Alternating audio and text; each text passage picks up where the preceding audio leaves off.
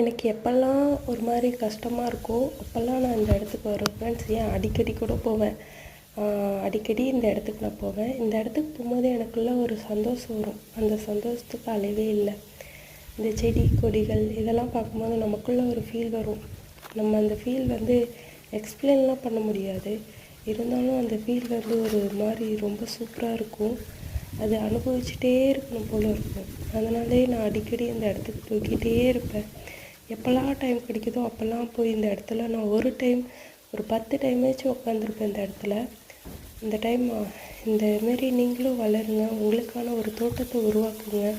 அந்த தோட்டம் எப்பயுமே உங்களுக்கு அமைதியும் சந்தோஷத்தையும் தரும். இதுக்கு நான் 100% கேரண்டி தரேன்.